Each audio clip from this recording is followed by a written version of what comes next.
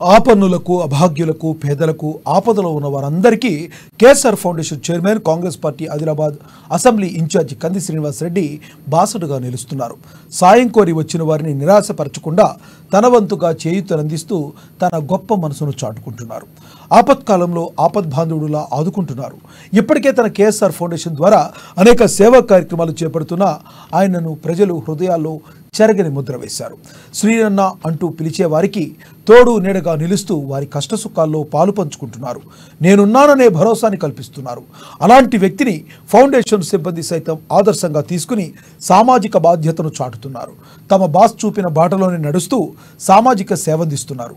అందులో భాగంగానే ఆదివారం రోజున ఇంద్రవెల్లి మండలం పాడకూడ వద్ద ట్రాక్టర్ బోల్తా పడి 13 మంది తీవ్ర గాయాల పాలయ్యారు. మహాశివరాత్రి వేడుకలకు వెళ్లి తిరిగి వస్తున్న క్రమంలో ఈ ఘటన చోటు చేసుకుంది. క్షతగాత్రులను చికిత్స నిమిత్తం స్థానికులు ఆదిలాబాద్ రిమ్స్కు తరలించారు. అక్కడ చికిత్స పొందుతున్న క్షతగాత్రులకు అత్యవసరంగా రక్తం అవసరం అవడంతో విషయం తెలుసుకున్న కంది శ్రీనివాసరెడ్డి ఫౌండేషన్ సభ్యులు, సిబ్బంది హుటాహుటిన అక్కడికి చేరుకుని రక్తదానం చేశారు. ముందు వెనుక ఆలోచించకుండా స్వచ్ఛందంగా తరలి వెళ్లి బ్లడ్ డొనేట్ చేశారు. తమ సిబ్బంది మంచి పనిని కేఎస్ఆర్ ఫౌండేషన్ చైర్మన్ కంది శ్రీనివాసరెడ్డి అభినందించారు. భవిష్యత్తులోనూ ఇదే విధంగా స్ఫూర్తిని కనబర్చాలంటూ వారికి పిలుపునిచ్చారు. రక్తదానం చేసిన వారిలో కేఎస్ఆర్ ఫౌండేషన్ సిబ్బంది గణేష్, అబీద్, ఇమ్రాన్, ఆదిత్య, గణేష్ జాదవ్ తదితరులున్నారు.